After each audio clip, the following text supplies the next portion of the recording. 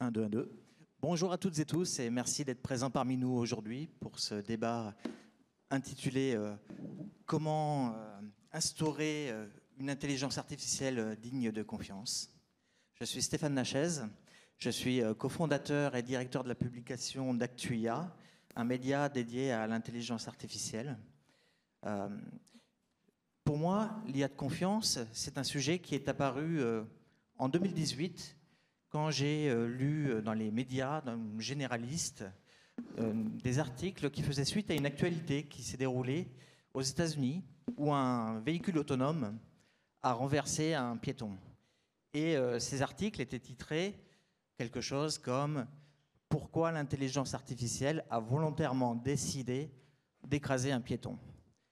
Alors depuis, c'est un sujet qui m'intéresse énormément, sachant qu'il est beaucoup plus complexe qu'il ne peut le paraître. Donc j'ai la chance d'être entouré d'experts de renom sur le sujet. Alors malheureusement, Anne Bouvreau, qui devait se joindre à nous, n'a pas pu être présente. Elle a dû s'absenter à la dernière minute et elle tient à s'excuser. Donc ce qui explique qu'on est malheureusement donc, une table ronde exclusivement masculine, ce qui n'était pas prévu. Mais en tout cas, j'espère que vous apprécierez ce débat. Et donc, je vais donner la parole aux différents experts. Pour commencer à les introduire, donc, nous aurons Gilles Babinet à ma gauche. Donc, je vous invite à vous présenter, s'il vous plaît, et présenter vos activités. Bonjour à toutes et tous. Donc, je suis Gilles Babinet, je suis le coprésident du Conseil national du numérique, membre de la mission IA. Mais dans la vie professionnelle, je suis avant tout un entrepreneur. Très bien, merci beaucoup. Julien Nizri, s'il vous plaît. Bonjour, Julien Nizri, ingénieur de formation. Je dirige les activités de certification du groupe AFNOR qui, depuis une centaine d'années, élabore des normes, des cadres communs pour que l'ensemble des industriels, l'ensemble des citoyens se retrouvent sur soit des valeurs communes, soit des référentiels communs. Marc Mosset, s'il vous plaît. Ah, et alors là, ça ne marche pas.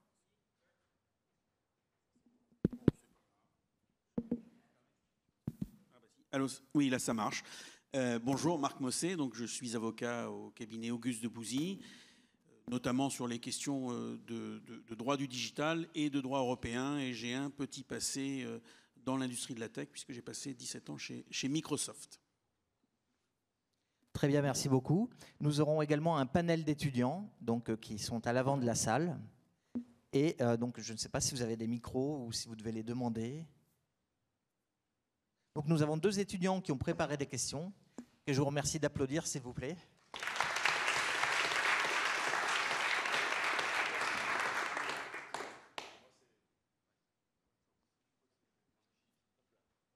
Ok, moi c'est Jospin Gambiala, élève ingénieur à l'INSA de Toulouse. Merci. Bonjour à tous, Guillaume Loussoirne, étudiant à Télécom Paris. Très bien, merci beaucoup. Donc, la façon dont va se dérouler cette séance est assez simple. Nous avons d'abord une table ronde avec un échange avec les différents intervenants. Ensuite, les étudiants vont pouvoir poser leurs questions. Et bien sûr, l'ensemble de la salle va pouvoir intervenir également. Si vous avez des questions, n'hésitez surtout pas à lever la main ou à faire signe. Je pense que nous arriverons à vous voir. N'hésitez pas à vous manifester si on ne vous repère pas en tout cas. Donc, pour commencer ce débat sur l'intelligence artificielle digne de confiance, j'ai quand même une première question qui se pose. Aujourd'hui, l'intelligence artificielle est souvent perçue, en tout cas décrite comme une boîte noire. Une boîte noire qu'on ne pourrait pas comprendre et que même les experts les plus pointus ne comprendraient pas. Gilles Babinet, est-ce que vous pourriez nous éclaircir un petit peu sur ce point ? Oui, c'est effectivement une technologie qui interpelle beaucoup parce que au-delà de ce terme d'intelligence artificielle, le terme qui aurait dû être probablement plus utilisé, c'est technologie cognitive. C'est une technologie qui est mimétique et qui nous ressemble et qui, de fait, du fait qu'elle nous ressemble et est capable d'interagir avec nous, nous interpelle dans cette caractéristique. Et c'est une technologie systémique, c'est-à-dire qu'il y a peu de technologies systémiques dans l'histoire, c'est-à-dire des technologies qui sont appelées à avoir un changement sur absolument tous les plans de la société, les systèmes productifs, les systèmes sociaux, mais aussi notre rapport intime à la machine. Et évidemment, c'est assez facile d'arriver à prêter des capacités à ces machines qu'elles n'ont pas, capacité de conscience, capacité de jugement moral, la capacité d'émotion également, ce que l'on fait assez souvent. Je pense que les temps particuliers se prêtent beaucoup à ça, c'est-à-dire qu'on est dans un contexte où finalement il y a une horizontalisation du monde qui fait qu'il y a des faits et puis il y a des choses qui n'en sont pas, et pour tout un tas de raisons, je crois que le retour des superstitions est assez fort. Donc le vrai travail qu'on doit faire, et la raison pour laquelle vous êtes ici et nous sommes ici, c'est d'essayer de remettre un peu de fait dans cet océan d'incompréhension de ce type de technologie, parce que c'est à ce prix-là qu'on arrivera à refaire société et à intégrer ces technologies de la meilleure manière possible. Alors, si on veut être très concret, si je reprends l'exemple du véhicule autonome qui aurait volontairement décidé d'écraser un piéton, alors dedans il y a des termes quand même comme volontairement et décidé qui font appel à une intentionnalité sous-jacente qui est quand même peut-être étonnante. En tout cas, qu'en pensez-vous de votre côté concrètement? Oui, l'exemple connu, c'est vous avez un véhicule qui est lancé et puis qui tout d'un coup est confronté à un dilemme, c'est qu'il doit soit écraser deux vieilles personnes ou une jeune personne parce qu'il a trop de vélocité pour pouvoir freiner à temps. Et évidemment, c'est un problème éthique important, mais en fait c'est une règle sur laquelle les sociétés, avec leurs choix moraux, doivent réussir à choisir. Il y a un autre exemple qui est connu, c'est celle d'une simulation de combat aérien avec de l'intelligence artificielle. Et on a demandé à l'avion de chasse virtuel de faire absolument tout pour faire aboutir sa mission. Puis à un moment, on voit que la mission ne fonctionne pas comme prévenu. On décide de rappeler la mission. Et l'avion de chasse décide de bombarder la base qu'il commande. Et donc, évidemment, les journalistes ont rapidement interprété ça comme finalement c'est une autonomisation du système qui a pris conscience de lui-même, un peu comme dans 2001, l'Odyssée de l'espace. En réalité, c'est juste que les règles qui ont été prédéfinies ont mal été définies. Et voilà, et que la machine, très simplement, parce qu'elle a considéré que la règle la plus importante qu'on lui a donnée, c'était l'aboutissement de cette mission. Tout ce qui s'opposait à ça, y compris ceux qui avaient énoncé cette règle elle-même, s'opposaient finalement à l'achèvement de cette mission et donc potentiellement étaient à détruire. Donc quand on revient à des modèles qui sont, pour ainsi dire, des arbres de décision, dans ces cas-là, on s'aperçoit que ce sont des choses qui sont assez simples, qui se résument à des choix qui ont été mal faits ou qui n'ont pas été faits, et qu'il n'y a aucune forme de magie à l'égard de ces enjeux. Et nous restons finalement les récipiendaires et les gens qui décident des affectations morales, de valeurs que l'on peut avoir, à condition de les rendre explicites et de pouvoir programmer la machine en fonction de ça. Donc si on veut, en quelques mots, se pencher sur peut-être le premier niveau de lecture du terme de confiance, est-ce qu'aujourd'hui l'intelligence artificielle peut se retourner contre nous ?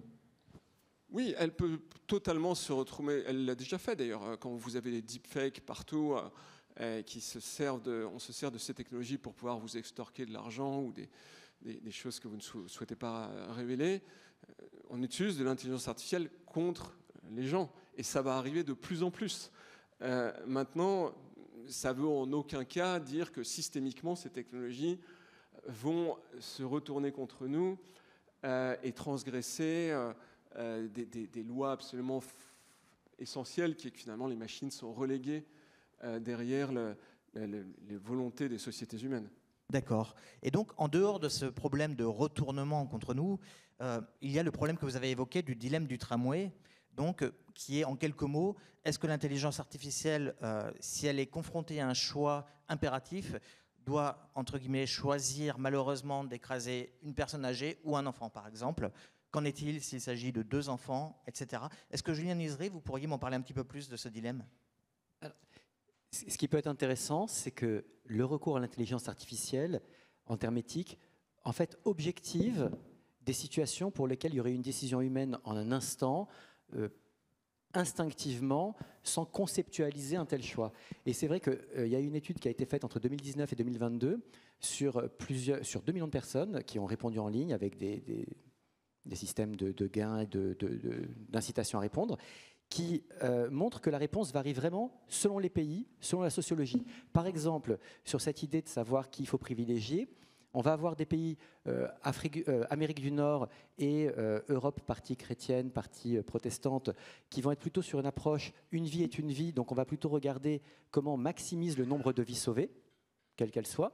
On va avoir des pays plus confucéens ou alors musulmans qui vont avoir peut-être une tendance à se dire on va privilégier un senior, l'expérience et puis attacher une certaine valeur différente à des personnes. Et d'autres pays plus d'Afrique ou d'Europe latine qui vont avoir tendance à se dire on va privilégier les femmes, les enfants. Et ça va même plus loin puisque ça tient aussi compte de on pourrait dire, si j'ose dire, de l'utilité sociale de la personne. En Colombie, certains pourraient dire je vais privilégier la personne qui contribue le plus à la société par rapport à une personne dont l'espérance de vie va être limitée. Donc on voit bien que là, on est dans une chose où l'IA, le dilemme éthique, il n'est pas lié à l'IA, il est lié aux perceptions différentes, lié à l'objectif, et finalement, l'ensemble des textes, l'ensemble des réflexions, que ce soit celle de l'UNESCO, que ce soit celle de l'OCDE, se retrouvent sur l'idée de définir des principes généraux qui seraient intangibles, autour du respect et de la promotion des droits de l'homme.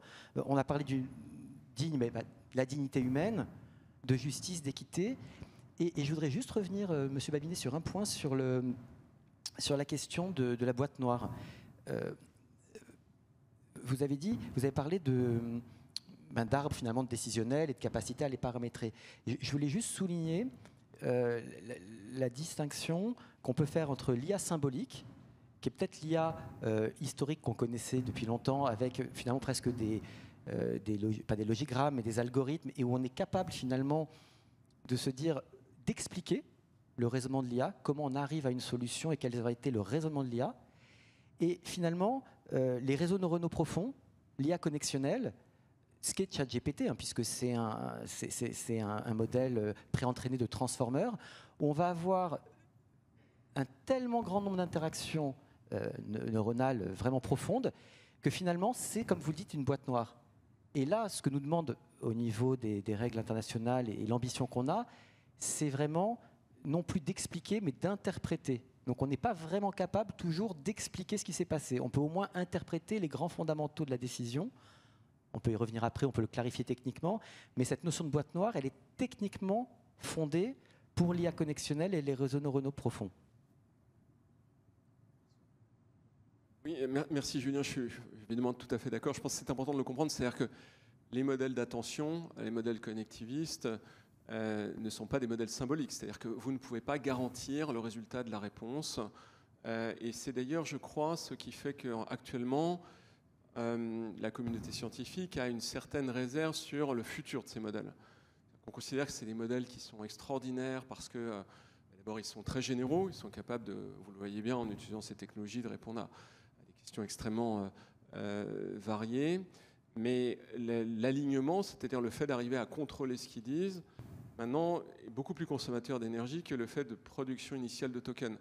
Donc on est un peu dans une impasse, à la fois fasciné par la puissance de ces modèles et en même temps, du fait de cette absence de modèles de symbolique, dans la vraie impossibilité d'en faire des systèmes de précision et des systèmes qui notamment nous garantiraient de conserver une certaine notion de sens commun. C'est-à-dire que parfois, malgré toutes les précautions que l'on peut avoir, ça peut partir dans une direction qui n'est pas celle que l'on souhaite.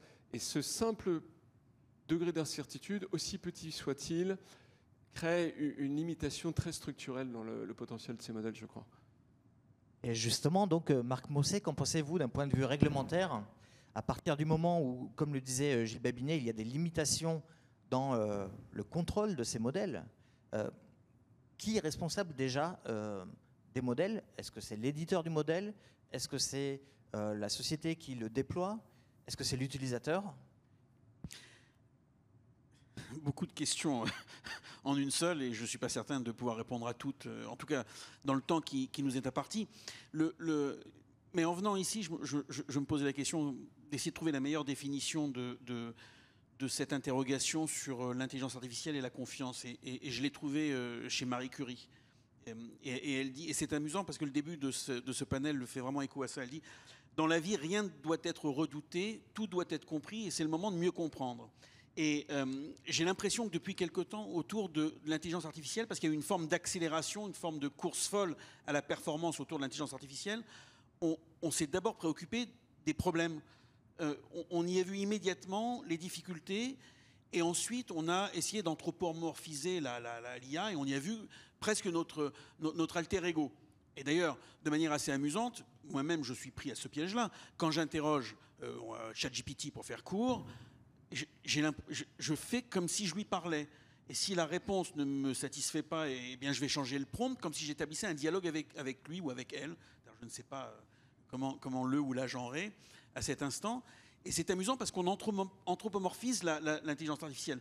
Et je pense que, et je vais revenir à votre interrogation, mais il faut ramener vraiment du rationnel et réhumaniser d'une certaine façon l'intelligence artificielle en considérant qu'elle est le produit de ce que nous sommes, nous. Et elle n'est pas née en dehors de ceux qui la développent, et notamment, pour votre interrogation, sur les éditeurs. Et donc, le juriste, il a une approche extrêmement rationnelle et objective à cet égard. Il ne voit pas une créature nouvelle qui serait née de je ne sais quel cerveau d'un Frankenstein qu'on n'aurait pas découvert. C'est juste, à un moment, il identifie qui est quoi et quelle est la fonction de qui par rapport au système d'intelligence artificielle qui est mis sur le marché. Et si vous regardez le règlement sur l'intelligence artificielle qui a été adopté par l'Union européenne, elle a essayé d'encadrer ça de manière très simple avec des outils qu'on a l'habitude d'utiliser, le fournisseur du système, l'utilisateur qu'on appelle le déployeur, l'importateur. Et en fonction de la nature du système d'intelligence artificielle, le règlement attribue des obligations de conformité aux différents intervenants. Et en allant plus loin, le législateur européen est en train de préparer, et on en a moins parlé, des textes sur la responsabilité liée à l'intelligence artificielle. Un texte qui a été adopté la semaine dernière, le 14 novembre, sur les produits défectueux, en intégrant la question de produits défectueux qui utiliseraient de l'intelligence artificielle, et un autre texte qui est en cours d'élaboration sur la responsabilité liée à l'intelligence artificielle. Et donc, ce qu'on voit là, de manière assez simple, finalement, c'est qu'on ramène cette technique dans le cadre, finalement, de notre mode de pensée, peut-être cartésien, en tout cas pour les juristes, assez systémique, et c'est ce que Gilles disait tout à l'heure, on essaye d'avoir une approche cohérente et systémique de ce que sont ces modèles. Ça ne veut pas dire qu'il n'y aura pas des questions nouvelles qui pourraient se poser, mais jusqu'à présent, les éléments qu'on a devant nous, ce sont des éléments qui nous permettent, à travers des définitions précises, de ramener l'intelligence artificielle dans le cadre du droit. La seule difficulté que j'y vois, et je termine par là, la seule difficulté que j'y vois, c'est qu'évidemment, le droit va de plus en plus devoir être en agilité par rapport à des développements qui sont de plus en plus rapides. Et d'ailleurs, le règlement sur l'IA a été le premier crash test de cette hypothèse, parce que c'est un texte, au moment où il avait été élaboré, au moment où il allait être adopté, est apparu ChatGPT, qu'il n'avait pas pris en compte dans le texte de départ. Et donc, il a fallu au dernier moment, ce qui a conduit un peu à ralentir l'élaboration du texte et à ralentir son adoption, il a fallu intégrer ce qui n'avait pas été imaginé au moment où les experts s'étaient réunis pour travailler sur le sujet. Et des exemples comme cela, on en aura d'autres, évidemment. Ce qui va obliger le juriste à faire preuve d'une certaine agilité, et donc de mêler ce qu'on appelle le droit dur, la loi, les règlements, le droit souple, la soft law, mais également être capable d'interagir dans des espaces qui ne sont pas forcément les espaces habituels du juriste, comme celui de la normalisation, de la standardisation, où il va falloir aller chercher d'autres outils que nous devrons utiliser pour faire face à ces évolutions constantes. Donc, pour le dire simplement, je suis assez optimiste en fait par rapport à ce qui est en train de se passer, et on y reviendra sur la question de comment aller plus loin sur le terrain de la confiance. On a les outils conceptuels pour y arriver à une condition. Une condition qui me paraît, alors pour le coup, véritablement, deux conditions qui me paraissent essentielles. La première, c'est que sur ces questions-là, on ait un travail d'interdisciplinarité. Ça ne doit pas être le travail des experts qui parlent aux experts, parce qu'on est à peu près certain d'abord de ne pas répondre aux bonnes questions et de rater le rendez-vous de la confiance.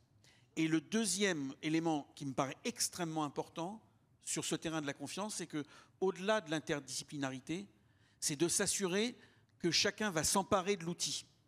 Et il y a une étude très intéressante qui a été produite, je crois, par un institut qui s'appelle Confiance IA, qui montre que ce sont les utilisateurs les plus intensifs de l'IA qui ont le plus confiance en elle, et ceux qui l'utilisent la moins, qui ont tendance à avoir le plus d'inquiétude.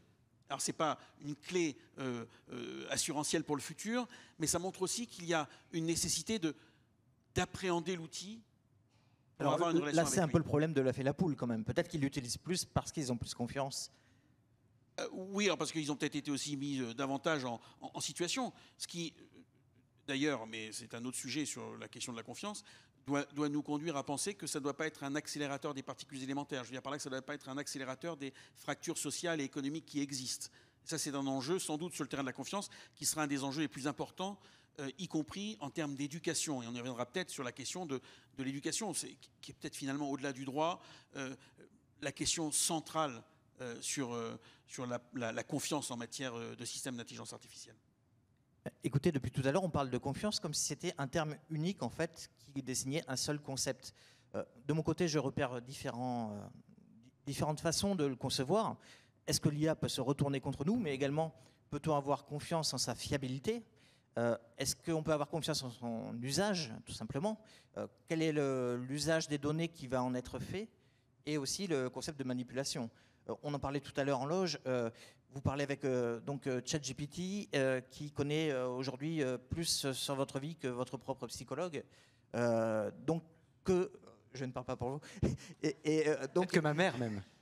Voilà. Et donc il y a quand même une question aussi qui se pose par rapport à qu'est-ce qui va être fait de mes données, quel va être l'usage, etc.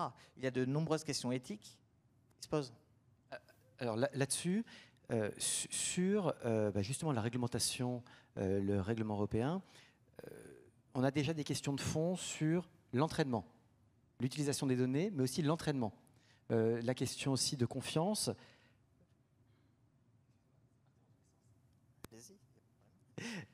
En gros, sur la notion de confiance, on a un sujet majeur aujourd'hui. ChatGPT est arrivé il y a 2 ans.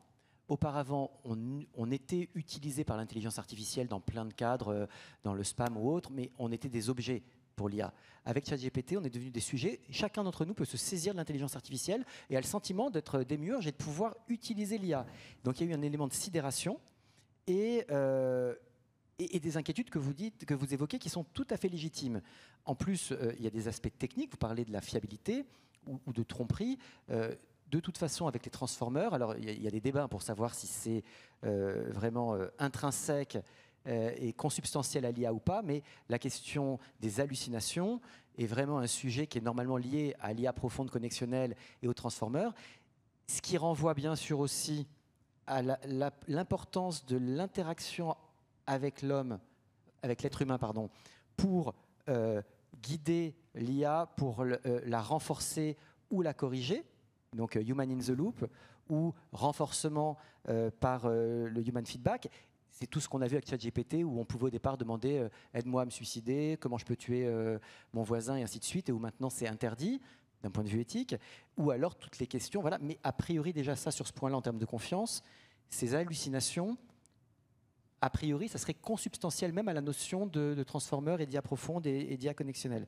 Donc la question finalement de la confiance, est-ce qu'elle va venir par l'usage? Vous avez parlé de l'œuf, la poule et l'usage.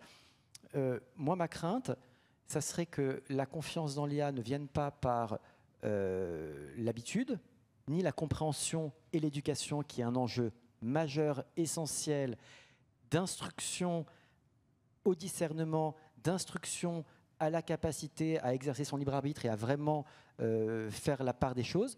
Pour moi, ma crainte, ça soit que l'IA entre dans les mœurs, non pas par habitude, mais par hébétude, par facilité, par paresse, et avec l'idée de ne pas se poser de questions et d'utiliser au quotidien de la même façon qu'on a pu le voir pour certains sur les réseaux sociaux et avec les effets de masse qu'on voit. Et je terminerai par là. Vous parliez de capacité ou pas à manipuler les données. Aujourd'hui, on le sait, ça a été dit au Forum de Davos l'an dernier, une des principales craintes qu'on peut avoir au niveau mondial dans les grands dirigeants, c'est la désinformation et la mésinformation. On l'a vu notamment en cette année 2024, qui était une année électorale pour la moitié des exécutifs mondiaux. Et très clairement, aujourd'hui, on a un sujet majeur d'utilisation de l'IA pour tromper, pour faire des faux, pour arnaquer aussi en termes de reconnaissance pour le paiement. Donc on a un vrai sujet de confiance dans lequel on a un besoin fondamental d'éducation et de formation de tout un chacun à ces sujets et pas uniquement de ceux qui l'utilisent. Et d'ailleurs, une petite question, est-ce que tous les systèmes ont vraiment besoin d'un même niveau de confiance? Parce qu'il y a les systèmes critiques qu'on évoquait tout à l'heure, comme les véhicules autonomes, mais il y a aussi des systèmes beaucoup plus, des usages, on va dire, divertissants, par exemple. Alors, vous avez tout à fait raison. Et les recommandations internationales et l'IACT nous invitent à avoir des réponses qui soient proportionnées à l'enjeu et à ne pas mettre les mêmes degrés d'exigence vis-à-vis de l'IA, qu'il s'agisse encore une fois de filtrer vos spams ou d'avoir une aide au diagnostic médical, voire une aide à un recrutement. Donc l'IA-Act distingue plusieurs niveaux de risques, des IA qui sont interdites, tout simplement, en Europe pour l'IA-Act, par exemple pour tout ce qui est la manipulation. On n'a pas non plus le droit... Et pour ces systèmes-là, donc c'est strictement interdit. Et l'IA-Act porte essentiellement sur les IA à haut risque. Par exemple, l'assistance à des jugements pour évaluer le risque qu'une personne commette des infractions pénales, la constitution de bases de données de reconnaissance faciale ou l'identification biométrique à distance en temps réel. Donc tout ça, c'est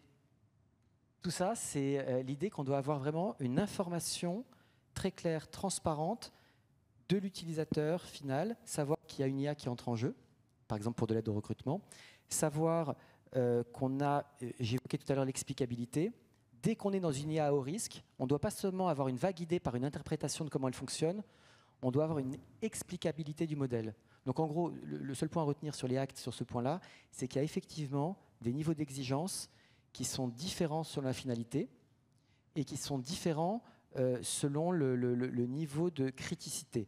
Mais ça, c'est bien une approche européenne. Et il y a des choses qu'on interdit scrupuleusement en Europe et qui sont, et vous le savez très bien, parfaitement autorisées dans d'autres parties du monde, notamment les débats qu'on peut avoir sur l'éthique de la reconnaissance faciale et éventuellement de l'assignation par des repères biométriques de catégorisation raciale. C'est totalement interdit en Europe, ça ne l'est pas dans d'autres parties du monde. D'accord, donc là on est sur des questions juridiques. Gilles Babinet, vous avez une double casquette, que ce soit au sein du Conseil national numérique ou Urban Tech Ventures. Quelle est votre vision sur l'équilibre entre l'innovation et la régulation ? Oui, c'est une très large question et c'est une question qui évidemment a une consonance particulière avec l'avènement de l'administration Trump, qui a vraiment fait comme credo principal de ce gouvernement le fait de déréguler, avec en arrière-plan une guerre d'empire pour une domination économique, technologique et évidemment probablement militaire, en utilisant très largement l'IA. Donc on peut le comprendre, et il y a beaucoup de critiques qui sont émises à l'égard de la Commission et des institutions européennes actuellement, évoquant la notion de surrégulation qui freinerait injustement les Européens. Je crois que c'est assez difficile de se positionner. C'est-à-dire que je trouve d'ailleurs qu'à maints égards, ça ressemble beaucoup à des histoires connues dans le passé, quand ces mêmes espaces ont commencé à être envahis de colons.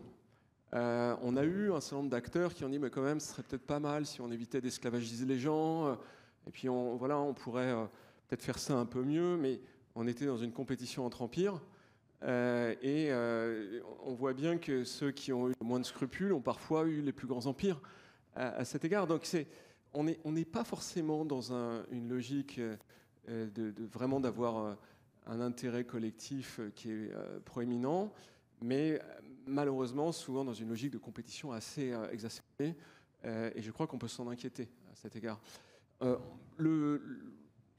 L'entrepreneur que je suis comprend très bien que sans régulation, finalement on finit par manger ses propres enfants. Et donc il faut trouver le juste niveau de régulation. Aux États-Unis, j'observe qu'on a eu quand même un Presidential Act qui pose quand même des jalons assez importants à cet égard.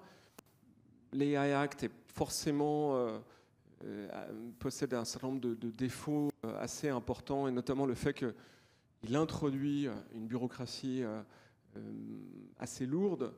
Je discutais il y a quelques temps avec les fondateurs de Mistral et qui disaient pour nous c'est 2-3 ETP. Alors quand vous êtes Mistral et que vous avez levé des centaines de millions d'euros, c'est marginal. Et quand vous êtes une petite start-up et que vous n'avez pas levé, et que vous travaillez sur des modèles fondationnels, c'est une clause qui peut être potentiellement éliminatoire. Donc il n'y a pas de réponse juste à cet égard. Il me semble que la réponse probablement la plus intelligente serait une réponse qui serait coordonnée au niveau du G7 et du G20. Je rappelle qu'on a déjà eu un premier round de négociations à cet égard, à l'issue duquel la déclaration qui a été faite était plutôt ambitieuse et assez rassurante. Maintenant, encore une fois, on change de monde, on a une nouvelle administration qui arrive. Moi, j'ai une certaine inquiétude sur le fait que finalement, on ait un niveau de dérégulation qui aille contre l'intérêt commun, et qu'on voit ça assez rapidement poindre. D'ailleurs, c'est un sujet très intéressant. Ça, c'est une petite question que je vais vous poser. Quel est votre niveau actuel de confiance en l'IA et pourquoi ? J'ai pas de niveau de confiance en l'IA. C'est-à-dire que, me semble-t-il, la seule chose qui importe, c'est d'avoir une connaissance collective de ces sujets. C'est-à-dire que l'IA introduit tellement d'enjeux de régulation possibles. Par exemple, il y a un enjeu de prix et d'antitrust. On a vu des concentrations de valeurs qui sont anormaux issues des technologies informationnelles. Est-ce qu'on va décupler ça ? Et ça veut dire que c'est au détriment de nous tous ? Ou est-ce qu'on va poser les bases d'une nouvelle forme d'antitrust et de régulation qui peut-être à une échelle qui sera nécessairement supranationale et il faut le souhaiter, qui sera à une échelle quasi globale ? Est-ce qu'à l'égard de la protection de la démocratie, on va accepter que finalement la notion de liberté d'expression soit quand même limitée par la capacité à édicter des choses fausses ou pas? C'est un vrai débat. Aux États-Unis, on vous explique que en fait, la liberté d'expression doit être totale et que c'est un principe religieux.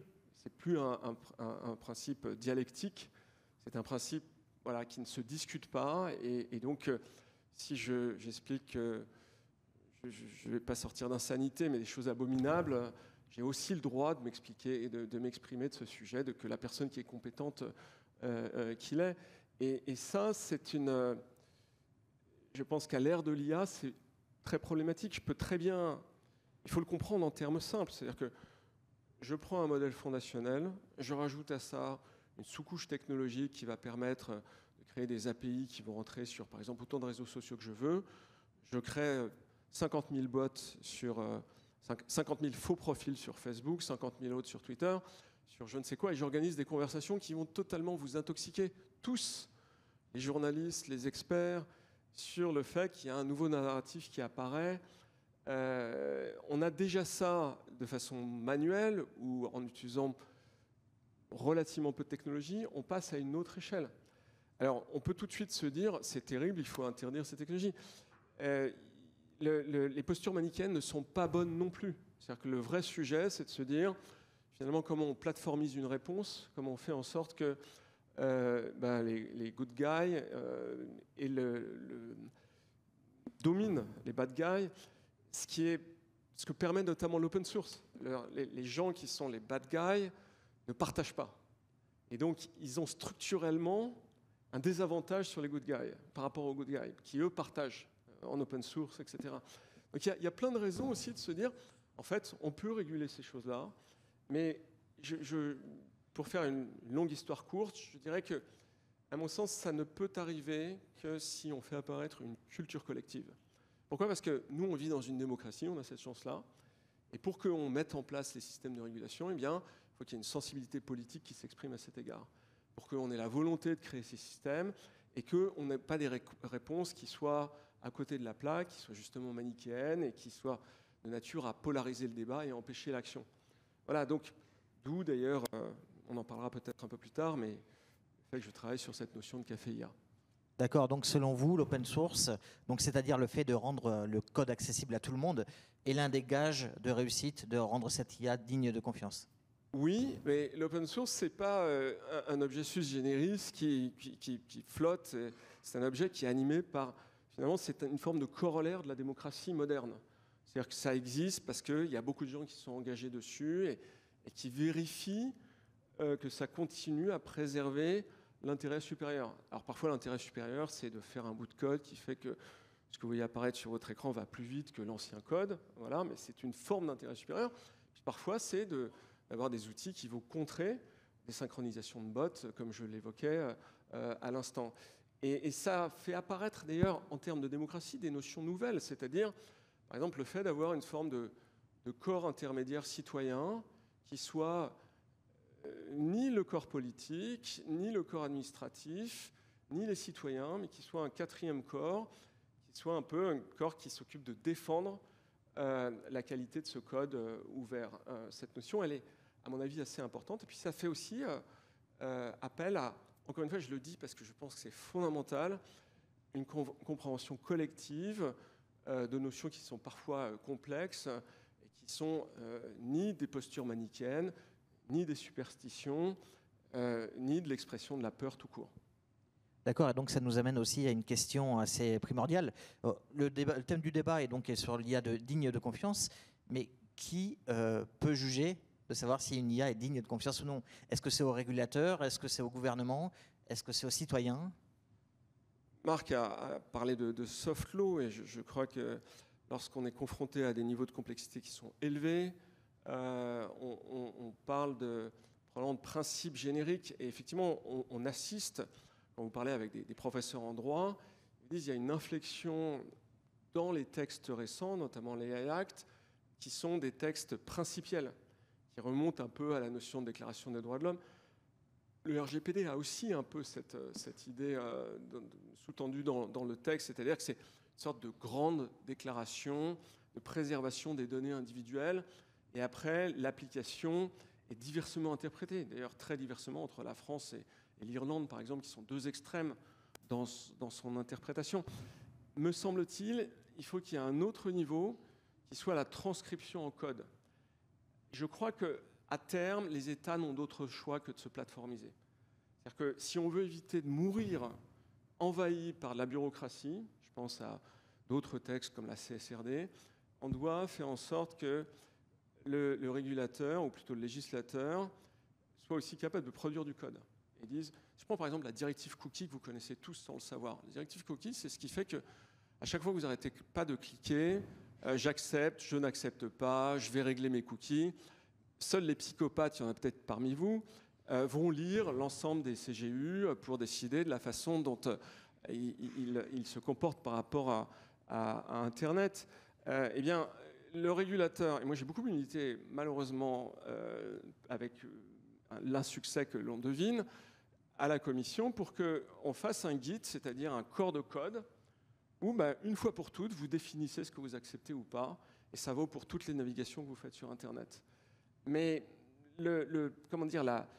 une sorte de noblesse, à mon avis absurde, dans la perception de ce que devait être le droit, a fait que, et j'ai beaucoup de respect pour les gens qui font du droit, a fait que on n'a pas jugé nécessaire de faire cette évolution. Cette évolution, elle déterminera, à mon avis, la capacité des démocraties, des institutions publiques à continuer à avoir une efficacité à moyen terme, parce que tout se plateformise, tout passe par la data. Allez-y. D'abord, j'étais intéressé par le compliment et au juriste.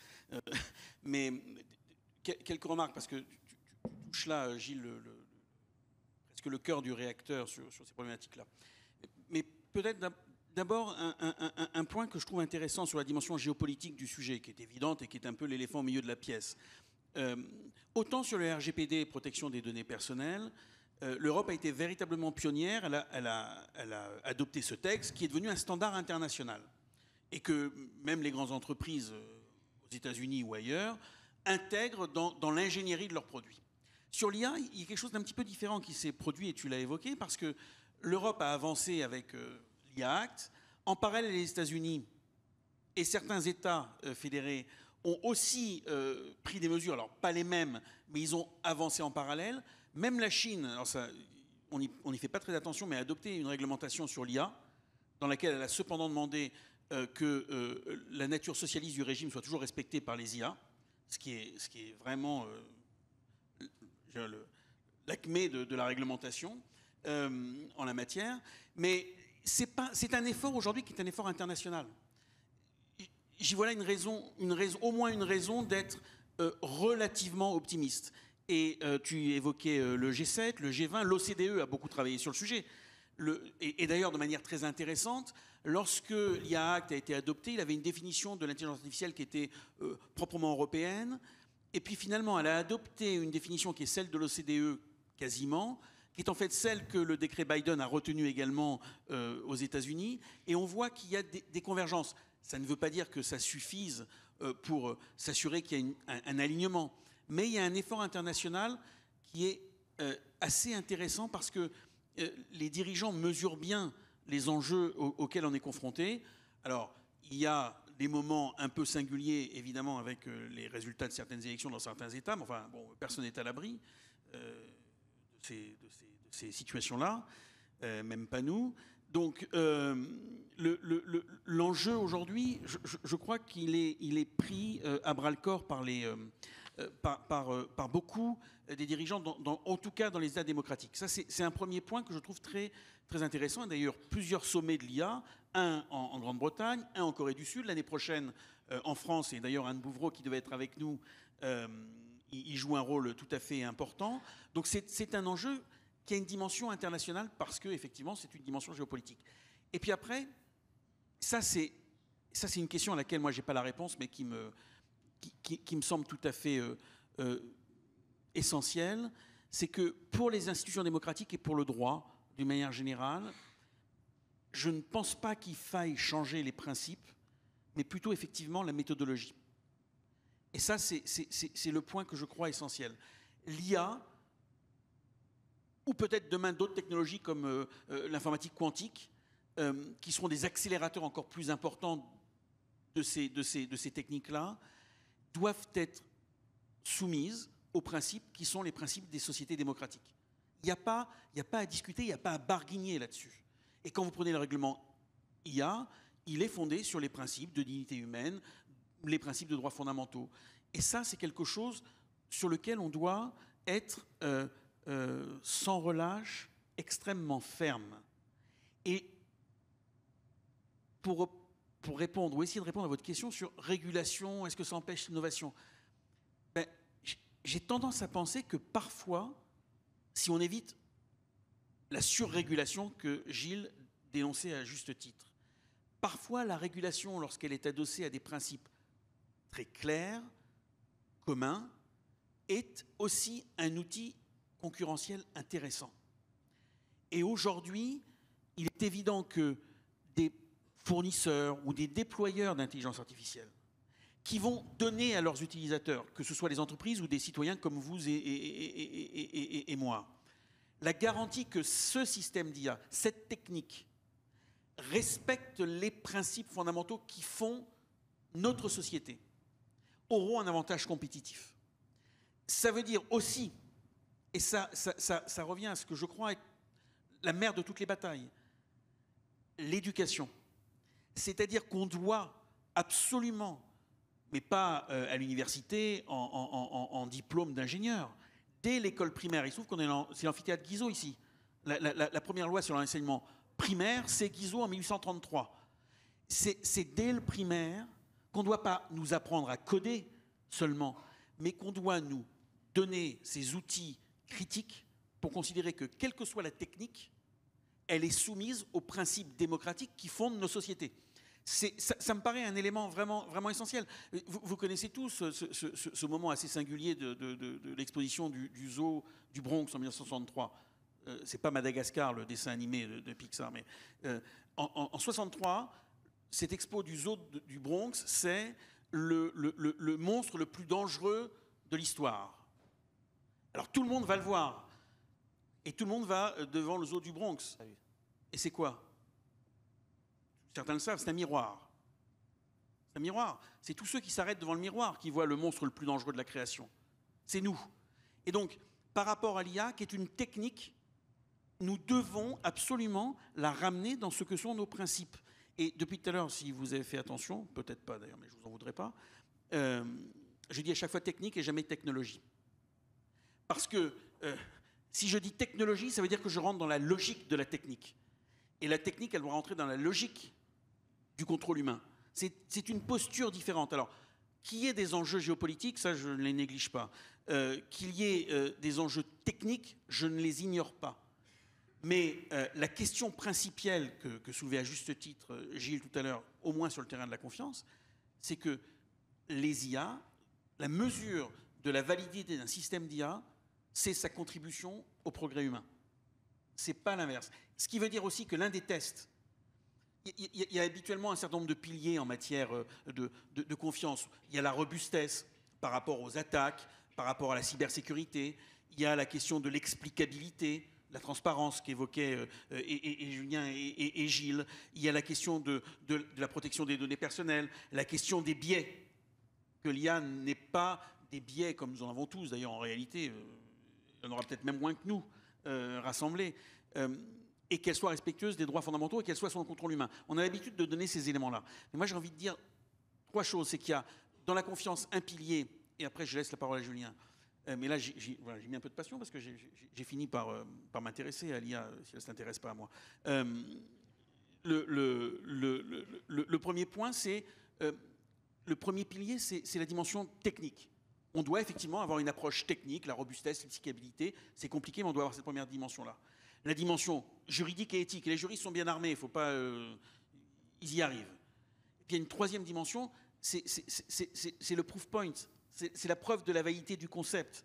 D'une part, sur le plan économique, quels sont les impacts positifs sur le plan économique de cette nouvelle technique? Et ça sera une question par rapport aux emplois. Et quel est l'avantage du point de vue social et sociétal de ces techniques? C'est là-dessus que se jouera l'essentiel de la confiance. Si les gens y voient simplement l'accélération des béances dans lesquelles nos sociétés sont en train de s'abîmer, il n'y aura pas de confiance dans l'IA. S'ils en voient un moyen de réduire les difficultés auxquelles nous sommes confrontés dans ce changement de paradigme qui est celui d'une nouvelle révolution industrielle, peut-être anthropomorphique à certains égards, eh bien à ce moment-là, la confiance viendra. Donc on peut avoir les outils juridiques, techniques, c'est le résultat de l'IA dans nos vies quotidiennes qui fera qu'on aura confiance dans un outil qui sera un outil qu'on ne pourra pas arrêter. Parce que la beauté de ce débat, c'est qu'on ne va pas l'arrêter. Ouais, moi, j'aime faire du surf et on dit toujours don't stop the wave, learn to surf. Il faut qu'on apprenne à surfer l'IA. Julien, je vous laisse intervenir. Oui, juste quelques remarques. Alors déjà, c'est pas vrai. L'IA s'intéresse à toi. Regarde, dans 30 secondes, Marc Mossé, esprit clair et précis. Dans le droit et l'éthique, sa voix jaillit. Là où règne l'IA, il guide les débats. Un phare dans l'ombre, un éclat d'apparat. Donc ChatGPT s'intéresse à toi.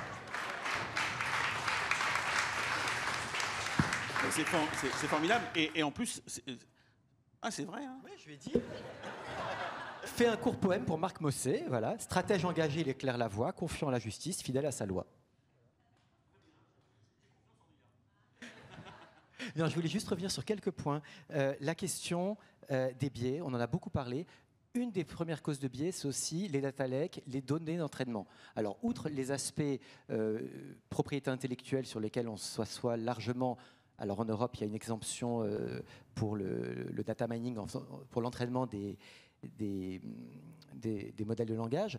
En tout cas, c'est un sujet, mais il y a vraiment ce sujet de l'accessibilité des données et des biais que ça entraîne, parce qu'on va aller, par exemple, dans le domaine de la santé, prendre des cohortes qui sont exclusivement nord-américaines, et parmi lesquelles on a plus d'hommes, et parmi lesquelles on a essentiellement des caucasiens. Donc on entraîne d'une part un biais sur les réponses, avec une perte de chance pour les personnes afro-américaines, par exemple, ou d'autres origines, qui n'auront pas la même qualité dans la réponse. De même, en termes aujourd'hui d'IA, on voit bien tout l'impact que ça a en cancérologie, notamment sur la médecine personnalisée, et ça a un coût. Alors en France, c'est peut-être un débat qui a moins d'enjeux sur ce coût, c'est un coût pour la société. On sait bien que dans d'autres pays, dans d'autres nations, ça sera vraiment une médecine personnalisée en fonction de la capacité à payer. Donc un vrai enjeu sur les biais statistiques liés à l'entraînement des données et aussi sur finalement la capacité à profiter au plus grand nombre. Donc moi je voudrais juste réagir sur cette question de l'IA au service de l'intérêt général ou au service de multinationales ou au service de l'individu. Alors j'avais juste deux anecdotes. D'une part, le cas extrême, les algorithmes de YouTube qui ont parfois été poussés à l'extrême pour non pas vous orienter à vous donner la vidéo que vous cherchez, mais à vous entraîner sur d'autres vidéos sur lesquelles vous avez cliqué, pour perdre le plus de temps de cerveau pour du temps de publicité.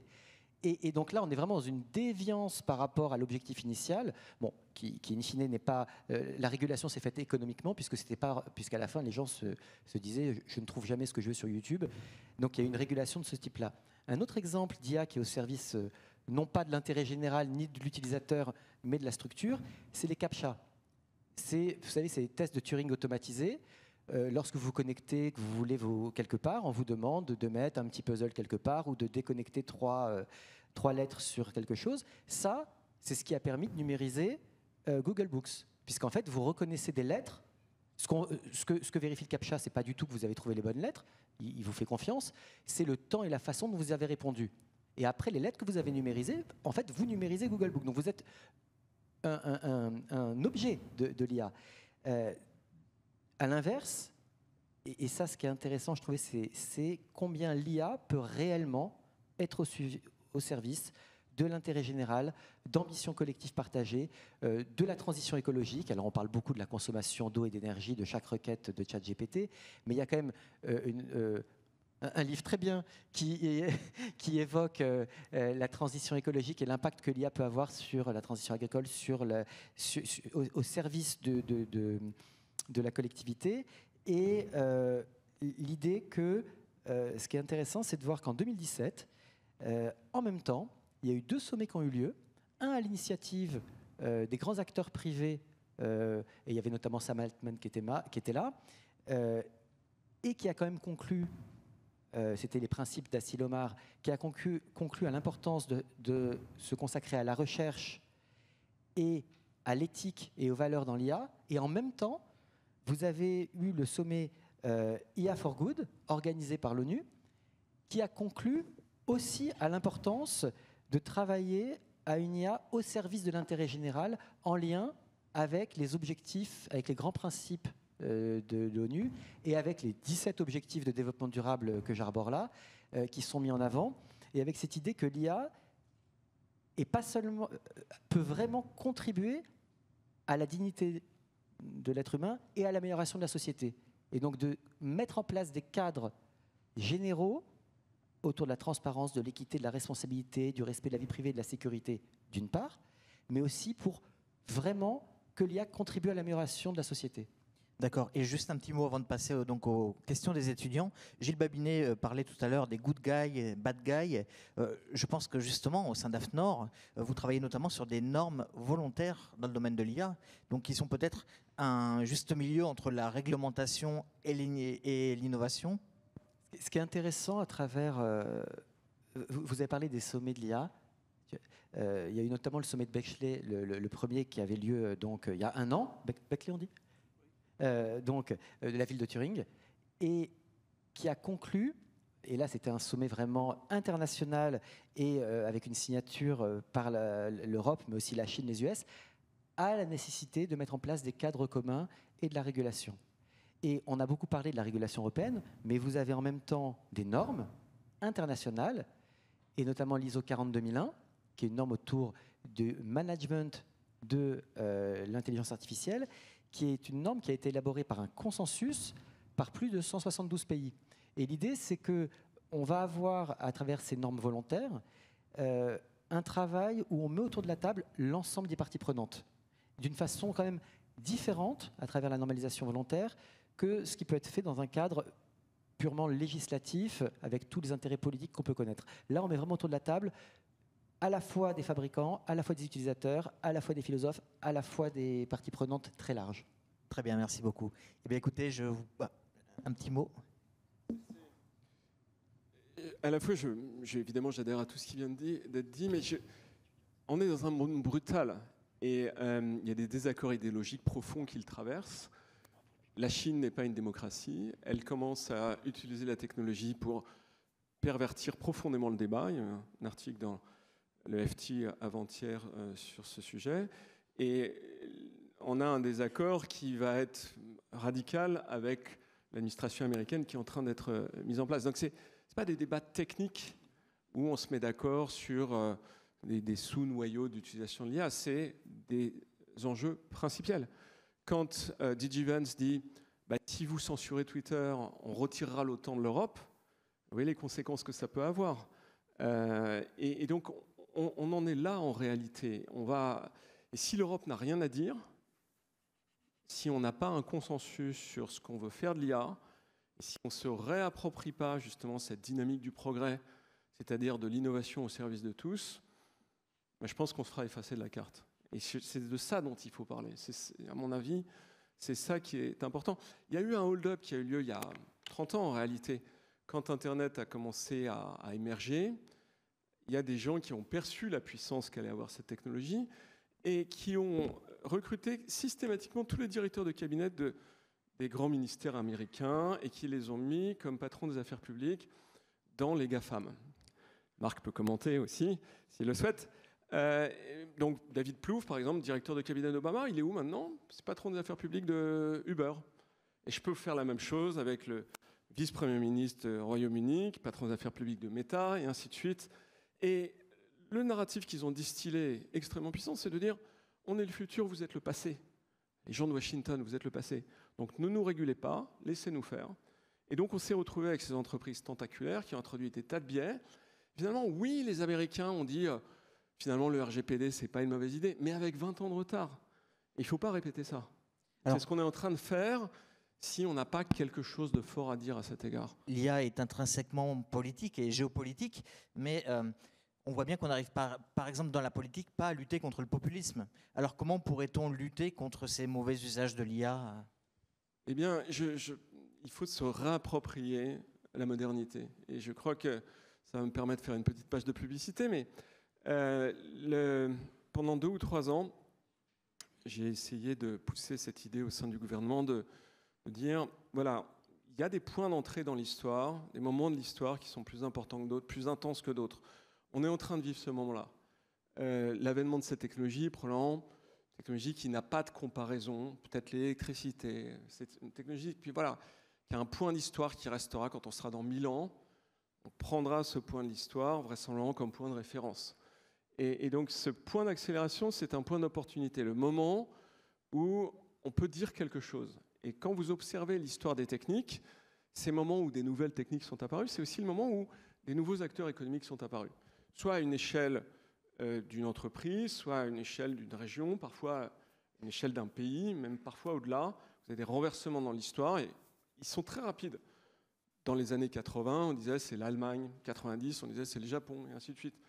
Voilà, donc l'histoire n'est pas écrite et la chose qui nous permettrait, nous, d'avoir à nouveau quelque chose à dire, c'est d'avoir une compréhension collective de ce que permet cette technologie. Et donc de sortir de cette superstition. Vous avez probablement eu un déjeuner de famille pour certains d'entre vous, et peut-être que certains d'entre vous ont eu au cours de ce déjeuner un débat sur l'intelligence artificielle. Moi, ça m'effraie de voir à quel point il y a des idées fausses qui sont répandues à cet égard. Et donc, c'est une responsabilité qu'on a collectivement de faire en sorte qu'on remplace ces superstitions, ces approximations par de la raison. Et au-delà de ça, qu'on décide collectivement de ce qu'on veut en faire, ce que disait Marc tout à l'heure. Parce que ce moment-là ne va pas durer, mais c'est le moment du choix. C'est-à-dire que si on dit, OK, on va développer ces technologies, puis plutôt d'en faire des technologies de contrôle, des technologies de mercantilisme, on va faire des technologies d'environnement, des technologies d'inclusion, des technologies d'éducation, etc. Ce qu'on nous a d'ailleurs raconté au début de la révolution de l'Internet. Et puis, il y a eu un hold-up, et pour beaucoup, cette promesse n'a pas été délivrée. Donc, nous, on est quand même les pieds dans la panade, on a une instabilité politique en Allemagne, en France, qui sont quand même les piliers de l'Europe.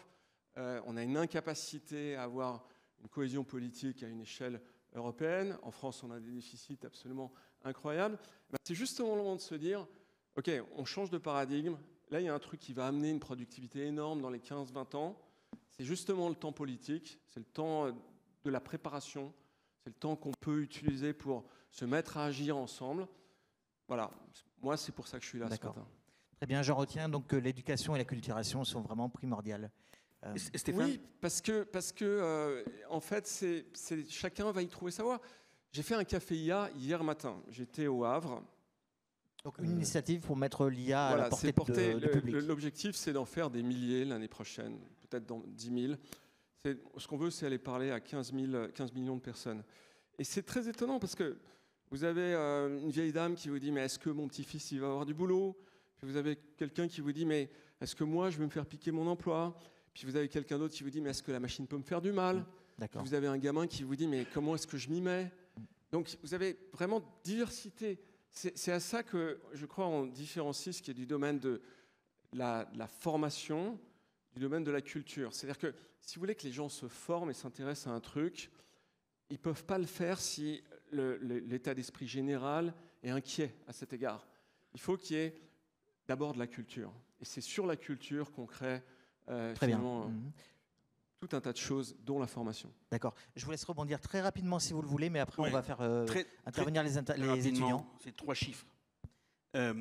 Les investissements ces dernières années dans l'IA aux États-Unis, c'est 248,9 centaines de milliards de dollars. En Chine, c'est 95. En France, c'est 6. Voilà. Très bien, merci. Et alors c'est comme ça. C'est juste, c'est un fait. Et il y a 20 ans, il y a 25 ans, on était à 2,6% de PIB en R&D. Les États-Unis étaient à 2. C'est pas un fait. C'est la traduction. Alors, pardon, bon, c'est compliqué de dire qu'il n'y a pas de débat. Effectivement. Mais, non, mais on n'est pas en désaccord. C'est pas un fait. C'est la traduction d'une volonté politique, d'une manière ou d'une autre. Même si c'est aux États-Unis en partie le complexe militaro-technologico-industriel qui a son poids, il y a des choix qui sont à faire à un moment ou à un autre, précisément au cœur d'une révolution industrielle, puisque c'est ça que nous vivons. C'est une révolution industrielle. Et toutes les révolutions industrielles, elles ont emporté leur révolution politique et culturelle à la suite. C'est plutôt dans ce sens-là que dans le sens inverse. Et donc là, on a une révolution industrielle. Donc il y a des choix à faire. Le chiffre que je donne là, c'est pas pour m'engoberger, je le trouve assez dommageable au sens propre du terme. Peut-être parce qu'il y a des décisions qui n'ont pas été prises. Et moi, si je devais faire un test, regardez ces dernières années, dans combien de débats politiques, mon propos, il est d'une neutralité absolue. Dans combien de débats politiques en France, alors qu'est devant nous cette révolution industrielle majeure qui va changer la vie, pas la mienne, celle des générations futures. Combien de fois il y a eu un débat sur la question de l'intelligence artificielle? Je vois bien toutes les lois qu'on nous prépare, qu'on nous discute, elles sont formidables. Quand y a-t-il eu un débat sur ce sujet-là? Quand est-ce que ça a été dans le débat public? Qu'est-ce qu'on en veut pour l'éducation, pour la culture, pour la formation? Et après viennent les choix industriels, parce qu'un pays se met en mouvement. Un pays se met en mouvement parce qu'on lui dit ce qui vient. Si on ne lui dit pas ce qui vient, si on lui parle du passé, regarde le passé. C'est vrai que les tissus du château de Versailles sont merveilleux et je les adore. Mais ce n'est pas ça le futur. Donc, est-ce qu'on peut dire aux gens ce qui vient? Tu vois, on n'a pas de désaccord fondamental là-dessus. C'est une question... En fait, notre débat sur la confiance, c'est une question éminemment politique dans le meilleur sens du terme. Est-ce qu'on parle de ce sujet? Est-ce que, je vais dire... Alors, on est entre nous, hein, ce qui se dit ici reste ici. Bon, mais... Non, mais pour dire les choses... Bon, peut-être pas. Oui, j'ai bien noté tout à l'heure, pas forcément. Non, mais, et ça sera mon mot de la fin, voilà, parce que j'avais promis d'être court, mais est-ce que, je dis vraiment là ce qui... Parce que je suis en profond accord avec ce que tu viens de dire, Gilles. Est-ce que, en 2027, le débat de l'élection présidentielle va se porter là-dessus ou pas? On peut me parler de 1500 choses, mais si on ne me parle pas de ce qui va faire le monde, pas le mien, le monde de mes enfants et de leurs enfants, le reste, c'est de la littérature et de la plaisanterie de garçon de bain. Voilà, je suis un peu provocateur volontairement, mais c'est ça qui est devant nous. Très bien, merci beaucoup. Eh bien, nous allons pouvoir passer aux questions de nos étudiants. Alors, merci beaucoup. Merci beaucoup pour cette clarification sur les mécanismes requis pour développer une IA de confiance. Alors déjà, avant tout, j'aimerais que vous, pour un petit résumé, résumer en 3 éléments clés les éléments que vous considérez comme nécessaires pour cet établissement. Et comment est-ce que vous vérifiez la mise en place de ces éléments-là au niveau des entreprises d'aujourd'hui? Et pour nous, encore une fois, comment est-ce que nous, on est capable de savoir que cette IA, notamment ChatGPT par exemple, ou des IA implémentées dans la technologie, sont capables d'être fiables? Notamment, pour donner un exemple simple. Avant de préparer cette conférence, j'ai réfléchi aux questions que j'allais vous poser, mais j'allais aussi demander, c'était une question à ChatGPT. Du coup, je me demandais, est-ce que j'ai le droit de lui envoyer vos noms, ainsi que vos postes, ainsi que vos caractéristiques? Ça, c'est une question que je me posais. Merci. Et juste un détail, je vous demanderai d'être concis dans vos réponses, s'il vous plaît. Si vous n'avez pas le droit, si vous n'avez pas le droit, personne ne le saura. Mais juste moi, je voudrais là-dessus dire, nous, ce qu'on va regarder, c'est l'explicabilité, la transparence, la proportionnalité. Donc, on va mettre en place les cadres qui ont été évoqués dans l'IA Act et qui figurent dans la norme, et on va aller vérifier un certain nombre de choses. Et par exemple, l'IA Act et la norme, la 40-2001, nous invitent par exemple à vérifier que les données d'entraînement ont été non discriminatoires, qu'on a l'information dessus, qu'on sait exactement lesquelles elles sont. On a aussi une information, une obligation de transparence, par exemple. On va vérifier, nous, que lorsqu'une personne s'adresse à une IA, elle a été informée qu'elle s'adressait à une IA. Alors ça peut sembler évident, mais si un processus de recrutement fait appel, ou un processus de classement fait appel à une IA, il y a une obligation qui est fixée par l'IA Act et qu'on applique aussi, qui est de cette information-là. Voilà. Et on va mettre en place ces vérifications. Et au niveau de la FNOR, on le fait en tant que tiers de confiance, impartial, avec des personnes qui sont formés pour ça et qui vont auditer pour ça. Oui, et comment est-ce que vous vérifiez ça au niveau des entreprises, les institutions juridiques ainsi que ministérielles comme le Conseil national numérique? Comment est-ce qu'on intègre l'IA? Pour le moment, je pense que c'est un fait de dire que les entreprises se précipitent un peu sur l'intelligence artificielle dans tous les sens, mais les enjeux sont de nature, à mon avis. C'est les enjeux de ce qu'on pourrait appeler les intelligences de précision, les IA de précision, qui sont plutôt des IA qu'on peut mettre dans des automates. Par exemple, quand vous avez un appareil qui va transborder des marchandises au sein d'une entreprise de façon autonome, là, vous êtes avec des utilisations d'IA de précision parce qu'on ne veut pas qu'elles écrasent quelqu'un. Et les enjeux sont relativement limités. Lorsque une entreprise utilise des plateformes de type ChatGPT, le sujet, c'est évidemment de préserver, dans la mesure du possible, les secrets de l'entreprise. Et la traduction technologique de ça est assez amusante parce que on revient en arrière en matière d'architecture. C'est-à-dire qu'auparavant, on avait tendance à déporter de plus en plus son infrastructure dans le cloud. Et là, on fait le chemin inverse, c'est-à-dire qu'on a tendance à installer au sein de l'entreprise elle-même l'infrastructure qui va supporter le modèle, qui va permettre de préserver la confidentialité des informations. Et ce que l'on voit, je crois, de plus en plus apparaître, c'est des architectures hybrides qui sont capables de soit directement traiter une partie de l'information au niveau du smartphone, beaucoup de choses vont se faire à ce niveau-là à moyen terme. Dans certains cas, se déporter sur l'infrastructure interne de l'entreprise et en prévenant l'utilisateur des risques qu'il peut prendre en exposant des données propres à l'entreprise. Si on n'arrive pas à répondre en utilisant ces 2 premiers niveaux, en allant chercher ça à l'extérieur sur des grands systèmes publics, mais encore une fois, avec un certain nombre de risques si on traite de données qui ont un caractère confidentiel. Pardon, je voulais juste rebondir sur un point. C'était une boutade de dire faites-le, on ne saura pas. Mais en pratique, effectivement, on a un vrai sujet par exemple pour la propriété intellectuelle, par exemple celle des normes. Et aujourd'hui, au niveau de l'AFNOR, on interdit bien sûr aux collaborateurs de télécharger sur ChatGPT en ligne une norme, même si ça serait bien pratique pour pouvoir avancer. D'une part, par rapport à la propriété de la norme, et aussi par rapport à la propriété intellectuelle du contenu qui serait produit, si on commence à élaborer des normes directement par IA. Donc, on a développé un outil en propre, en interne, comme vous le disiez. Mais j'avais vu une statistique, alors je ne sais pas si elle est fondée, mais qui disait qu'en Angleterre, la moitié des collaborateurs dans des cadres auxquels on interdisait l'utilisation de ChatGPT courant se payaient tout simplement eux-mêmes leur licence pour pouvoir faire leurs recherches eux-mêmes. Et encore une fois, l'anonymat du système ne permet pas de tracer, dans la plupart du temps, ces cas-là, surtout si c'est fait sur un téléphone portable personnel. Sur la question de la responsabilité, parce que tout à l'heure vous avez posé la question sur le plan juridique, les 2 textes, l'un adopté, l'autre en préparation sur la responsabilité liée à l'IA, sont notamment des textes, pas seulement, mais beaucoup, sur la question de la preuve.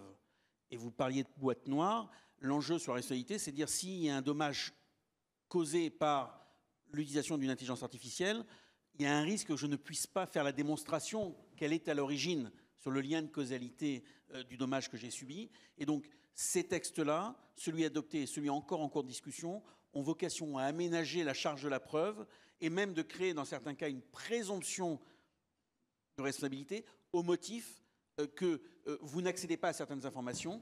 Et donc, on veut protéger la personne qui aurait subi le dommage et qui ne pourrait pas accéder à cette boîte noire. Donc, on essaye là aussi d'aménager le droit en sorte qu'on ne soit pas confronté avec cette inexplicabilité que l'on ressent parfois. Très bien, merci. Prochaine question. Est-ce que vous pensez que les scientifiques sont encore une fois en retrait ou en dehors des différents débats sur l'IA ? Non, je ne le pense pas. Je pense que le sujet, justement, c'est de les remettre au cœur de la cité. Je suis passionné, je suis très surpris de voir la qualité des débats à cet égard. Et une chose intéressante, c'est qu'on a beaucoup appelé à la notion de transdisciplinarité. Elle est de facto nécessaire dans le domaine de l'intelligence artificielle. C'est-à-dire, vous avez les humanités numériques qui doivent nécessairement travailler avec les gens qui travaillent vraiment sur les algorithmes. Et vous avez parfois des acteurs type Jeffrey Hinton ou Joshua Benjo, qui sont des gens qui ont passé leur vie à créer des algorithmes, qui sont devenus des voix. Je ne suis pas forcément d'accord avec ce qu'ils expriment, mais qui appellent à une certaine réserve à l'égard de l'utilisation de ces technologies, notamment de grands modèles, en faisant observer qu'il peut y avoir des risques très structurels à les utiliser. Donc, non, je crois qu'on peut se féliciter de ce débat. Le sujet, à mon sens, c'est de faire en sorte qu'on ait à nouveau, parce que je crois que c'est en train de disparaître, une restauration de la valeur des faits au sein des grandes démocraties. Je crois que c'est le moins qu'on puisse dire quand on dit qu'ils émettent quelques réserves face au développement de l'IA. Oui. L'OCDE, par exemple, j'évoquais tout à l'heure une recommandation de l'OCDE. Un des axes très forts dans les recommandations, non pas vis-à-vis des utilisateurs ou des fabricants, mais bien des décideurs politiques, la première recommandation, c'est investir dans la recherche et le développement de l'IA pour encourager l'innovation, tout en garantissant que les systèmes d'IA respectent les principes éthiques. Donc c'était vraiment la première préconisation de l'OCDE. Très bien, merci. Une prochaine question peut-être avant de passer à la salle ? Non ?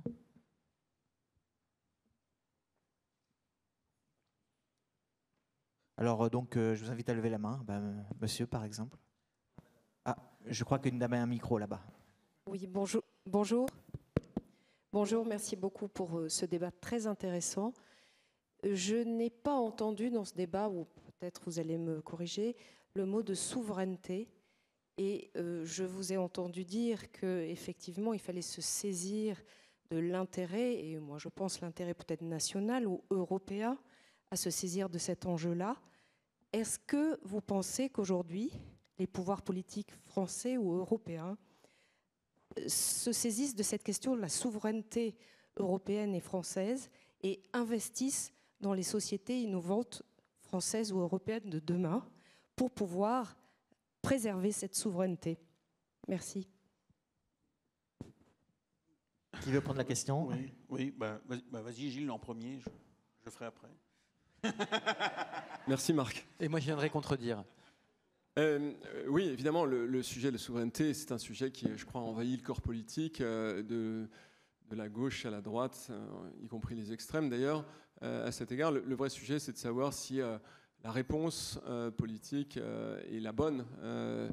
Moi, je dois dire que je ne suis pas certain qu'avoir une politique qui soit très teintée d'affaires industrielles, de politique industrielle, et parfois d'émotion, lorsque un laboratoire pharmaceutique souhaite se défaire d'un fabricant de médicaments et qu'on décide que peut-être il faudrait que l'État le rachète. Alors on trouve une solution, heureusement, mais je ne suis pas sûr que ce soit optimal.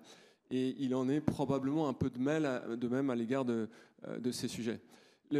Si je devais exprimer moi, ce qui le fond de ma pensée, c'est que je crois que voilà, on a joué de naïveté et de politique probablement extrêmement qui nous exposait de plus en plus pendant des décennies, et on se rend compte que ça va être très compliqué de réussir à retrouver cette souveraineté, et on n'y arrivera que si on accepte le temps long.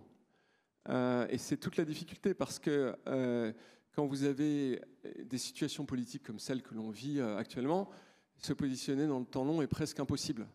D'ailleurs, preuve en est, c'est que l'un des premiers ministères qui se voit, entre guillemets, pénalisé lorsqu'il y a des réductions budgétaires, c'est le ministère de l'Enseignement supérieur et de la Recherche.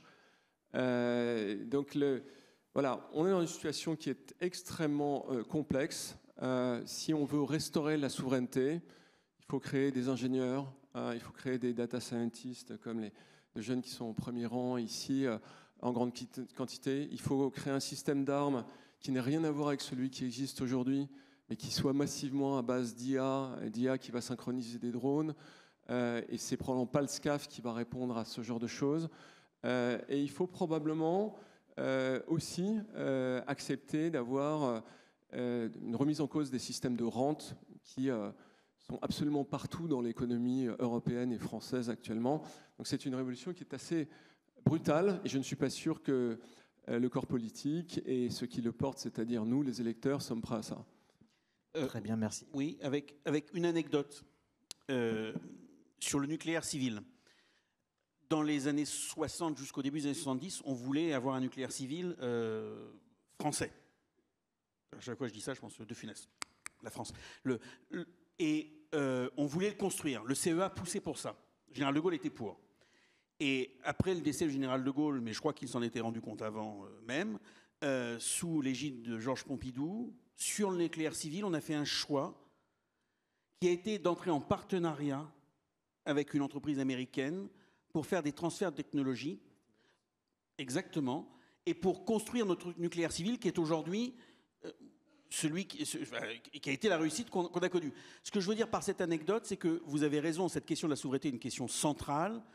Et la souveraineté, comme c'est la compétence de sa compétence, c'est à un moment donné de faire le choix le plus utile, le plus agile, même si c'est un pas de côté, pour après être capable de construire l'étape suivante. Et quand on voit, tout à l'heure, je donnais les chiffres d'investissement, ce n'était pas pour simplement provoquer, c'est de se dire que ce retard, 256 milliards, 6 milliards, en un jour, on ne le fait pas. Donc, est-ce qu'on est capable d'imaginer, au titre de cette exigence de souveraineté que vous avez raison de rappeler, est-ce qu'on a la capacité à un moment donné de dire on peut passer par des voies de partenariat qui nous permettent, avec un pas de côté, de revenir dans la course qui est en train de se jouer. Voilà, c'est une réponse qui n'est pas péremptoire, mais je pense que dans l'état où on est du rapport de force, pour dire les choses simplement, il est préférable, dans certaines circonstances, de prendre la voie du partenariat pour réaffirmer notre souveraineté.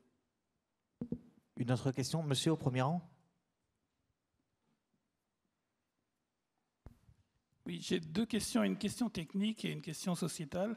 Donc Gilles Barbinet a commencé par donner l'exemple de l'avion de chasse en concluant que c'est les règles qui étaient mal faites. Donc la première question qui est technique, c'est compte tenu du volume colossal de données et des lignes de code, comment fait-on pour vérifier que les règles sont bien implémentées? La question sociétale, c'est quand on a évoqué l'histoire du choix à faire entre écraser un tel ou écraser un tel. En fait, on voit que dans la société, on a déjà eu des dilemmes comme ça et on les a réglés, notamment quand il s'agissait de définir les priorités de vaccination en Covid. Et donc la société a réglé ça de manière généralement acceptée. Donc comment on peut faire pour que l'IA implémente des règles qui seront celles que la société adopte quand le cas se présente? Julien Izri. Juste sur la première question, la difficulté quand il y a toutes ces data lakes avec des données incroyablement complexes, je le disais tout à l'heure, c'est de voir comment on passe de la cause à la conséquence. Et il y a plusieurs façons de le faire. Ça peut être en changeant les données d'entrée, en voyant comment, en reconstituant finalement la chaîne logique de décision en itérant. Et il y a deux outils qui sont utilisés, la distillation et le pruning, enfin l'élagage. Et on va donc, soit on va créer un modèle enfant par rapport au modèle parent qui sera beaucoup plus léger, beaucoup plus sectoriel, beaucoup plus adapté, qui aura beaucoup moins de paramètres, et lui qui sera peut-être plus facilement explicable. C'est ce qui est fait par exemple avec TinyBert par rapport à cet outil. Et il y a même des versions légères qui en plus ont un intérêt pour être en portable sur des téléphones ou autres demain, de GPT-3 et GPT-3.5. Pardon ? Pas du tout, jamais. Ça reste une boîte noire. Mais on peut modéliser plus facilement, de même avec les lagages, le pruning, où on va aller un peu comme vous avez tous vu à la télé, si vous êtes fan d'Urgence ou autre, ces moments où on demande à quelqu'un de chanter ou de faire du violon pendant qu'on lui opère le cerveau, et où on regarde sur l'IRM les zones qui s'activent. C'est exactement ce qu'on fait. On fait rentrer des données dans le système et on voit quels sont les réseaux neuronaux qui s'activent et ceux pour lesquels la pondération est minime. On les retire, on recommence, on réentraîne le modèle et on arrive à avoir un modèle beaucoup plus léger qui, lui, sera peut-être pas explicable, mais il sera quand même beaucoup plus facilement interprétable. On aura une meilleure réassurance. Et là, vous faites des choix, vous regardez les cas les plus généraux et peut-être que c'est les cas extrêmes qui poseront les problèmes. Ou alors, si vous regardez les cas généraux, vous allez oublier les... Donc, c'est l'exhaustivité qui compte. Pour moi, elle sera... J'en parlais déjà tout à l'heure par rapport aux aspects des hallucinations. Il me semble, après il y a des débats d'experts là-dessus, qu'intrinsèquement, quand on n'est pas dans de l'IA symbolique, mais dans de l'IA de connexion et des réseaux neuronaux profonds, on a par définition cette difficulté et cette possibilité d'avoir des hallucinations. J'en ai une juste qui est un peu terrible, mais je voulais la placer parce qu'elle date de la semaine dernière. Je ne sais pas si vous avez vu sur Internet récemment, la semaine dernière, Gemini, donc le système qui est censé lancé par Google pour concurrencer. Un utilisateur, et c'est tellement incroyable que j'ai vérifié plusieurs fois les sources, et a priori l'information est vraie, donc un utilisateur de Reddit qui a non pas harcelé, on ne va pas faire de l'anthropomorphisme, mais qui a répété plusieurs fois sa question au moteur parce qu'il voulait une réponse fiable, qui n'était pas la bonne. Et la réponse, que je me permets de lire, c'est pour toi, être humain, toi et seulement toi, tu n'es pas spécial, tu n'es pas important, tu n'es pas nécessaire, tu as une perte de temps et de ressources, une charge pour la société, une charge pour la planète, une tâche sur l'univers, please die, please. Voilà. Et donc, il y a le nom de la personne, Vider Reddy, il y a des interviews, il y a la réponse de Google. Alors, ça semble tellement incroyable que j'ai pas eu le temps d'aller faire une recherche scientifique pour vérifier vraiment, mais il y a quand même beaucoup de sources qui convergent vers le fait qu'il y a eu cette hallucination. Voilà.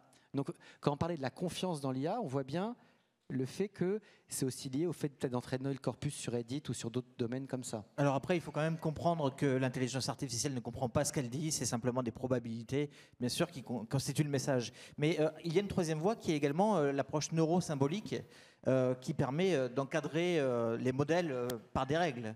Donc ça peut être une piste aussi. Gilles Babinet, je crois que vous souhaitiez intervenir.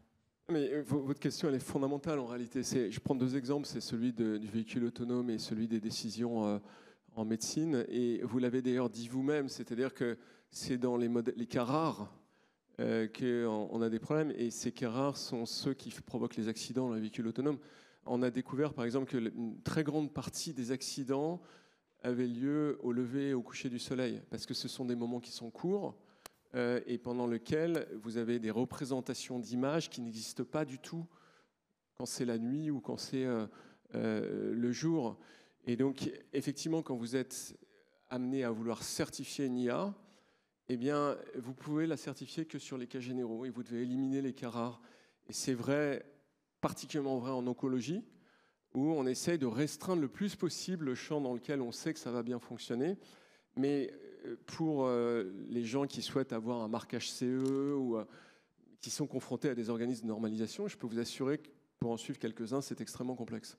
Mais en oncologie, il y a une vérification humaine obligatoire, parce qu'on est une IA à haut risque. Alors que pour la conduite, la question c'est, est-ce qu'il faut vraiment avoir une fiabilité à 100%? Aujourd'hui, on est passé quand même en 30 ans, de 15 000 morts à 3 500 morts sur les routes avec une conduite humaine. Est-ce qu'on peut espérer, et est-ce que c'est la cible, d'avoir 100% de fiabilité sur l'IA et d'accepter de la mettre en route pour les véhicules que quand on sera 100%? Je suis désolé, on va devoir passer aux prochaines questions parce qu'il nous reste 3 minutes. Donc, je vais vous demander d'être hyper concis. Prochaine question, s'il vous plaît.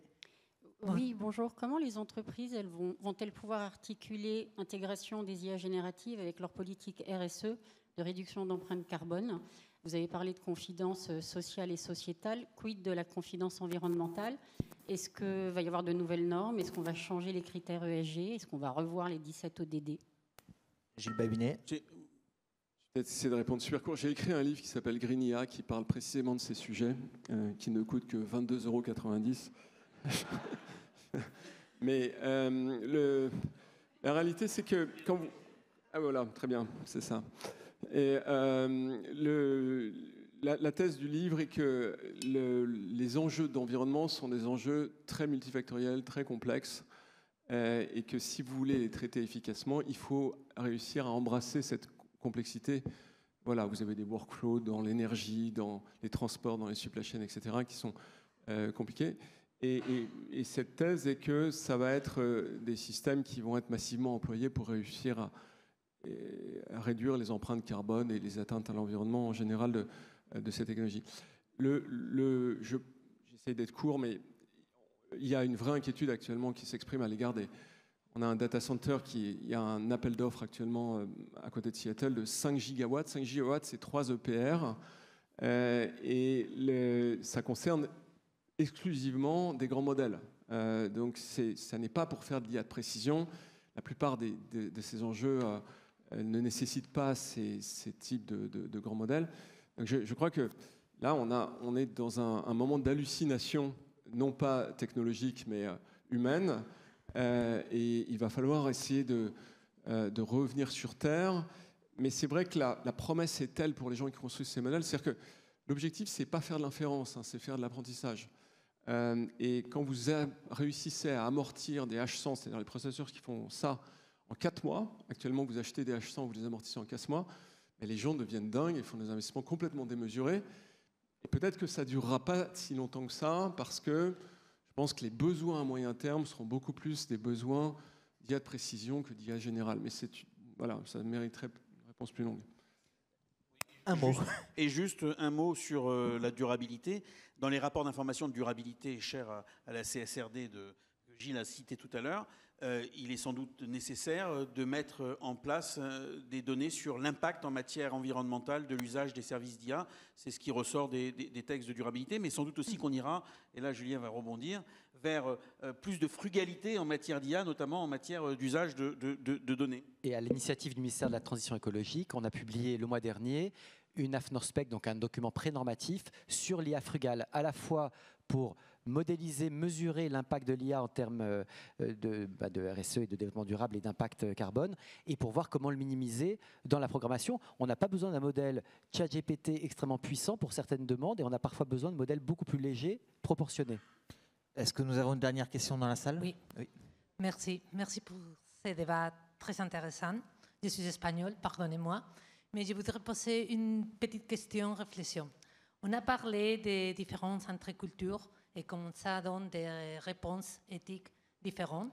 On a parlé aussi des données avec lesquelles s'entraînent les algorithmes.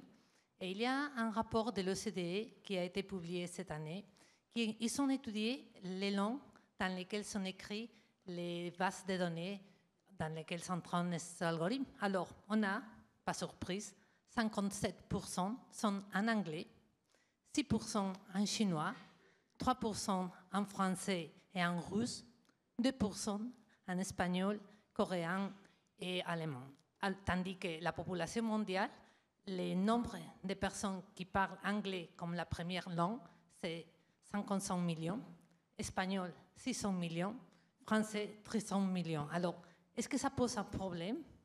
Et qu'est-ce qu'on peut faire avec ça? Parce que c'est un clivage qui va apparaître et qui va être un clivage à l'origine de l'évolution de l'IA. C'est ma petite question, réflexion pour vous.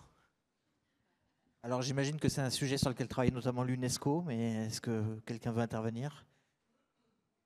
Non, mais en 30 secondes, mais ça rejoint les enjeux qu'on évoquait tout à l'heure, notamment sur le fait qu'on doit investir pour ne pas avoir une approche univoque de l'IA qui soit simplement celle de certains pays, et donc ça nous renvoie à notre nécessité d'investir. C'est pour ça que quand vous utilisez des traducteurs instantanés, on traduit beaucoup mieux en anglais qu'en espagnol, qu'en français, parce qu'il y a plus de données en anglais que dans nos langues. Donc là, il y a un enjeu, encore une fois, de diversité culturelle qui montre bien qu'on doit en faire une priorité d'investissement. Oui. On a encore une question dans la salle, oui, s'il vous plaît. Merci beaucoup. Apparemment, du coup, à la Silicon Valley, on parle beaucoup de super intelligence. Est-ce que c'est une vue de l'esprit? L'IA générale. Alors, voilà. Qu'est-ce que vous en pensez?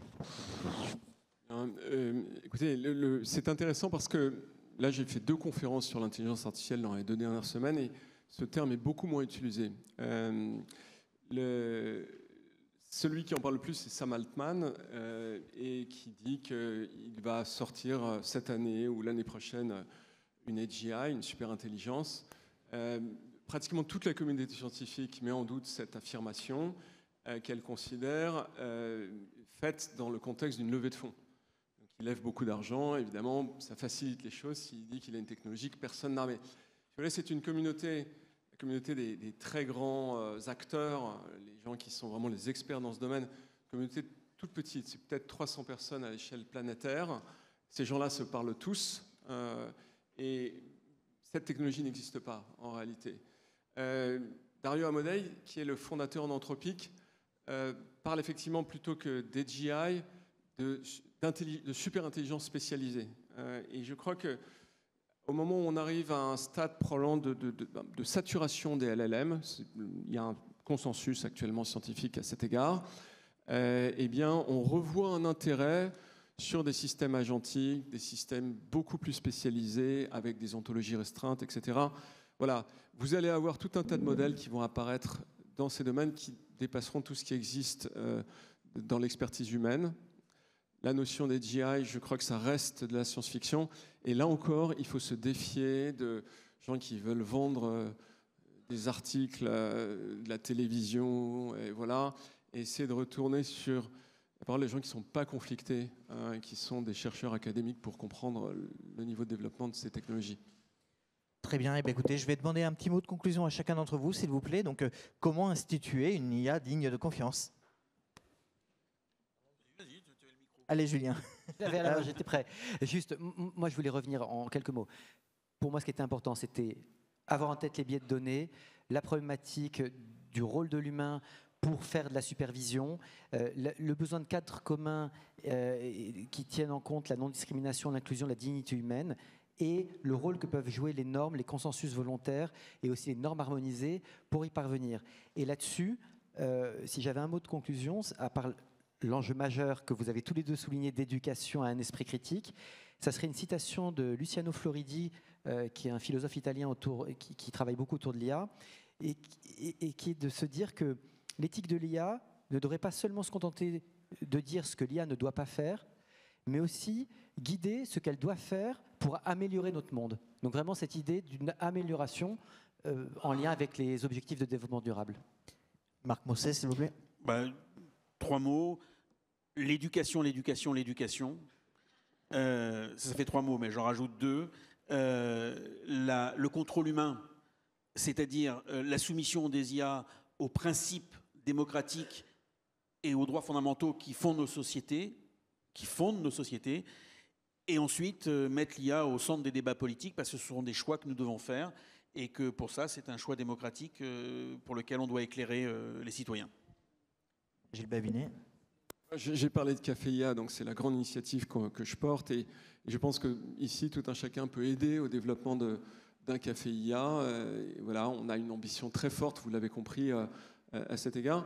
Et derrière ça, on a une ambition encore plus grande, c'est d'aider les gens à se réapproprier de leur destin. Parce que je crois que le fait d'être démuni de son destin, ce qui est le cas de beaucoup d'entre nous finalement, eh bien, c'est le premier facteur qui nous pousse à être dans la défiance.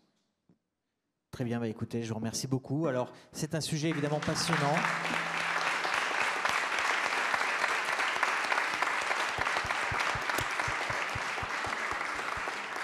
On n'a pas eu le temps de tout traiter, évidemment, mais on vous donne rendez-vous l'an prochain, j'imagine. Un dernier mot pour dire que ce n'est pas de moi, mais l'intelligence artificielle, comment dire, c'est une boîte noire, mais souvent l'humain peut être comparé à une boîte noire. En fait, c'est certainement la plus grande des boîtes noires qu'on connaisse. Et pourtant, vous osez prendre le taxi, par exemple, alors que vous ne connaissez pas le chauffeur de taxi. Donc, voilà, faut-il forcément avoir peur de l'IA? Ça, c'est une grande question. Mais on vous donne rendez-vous l'an prochain. Merci, au revoir.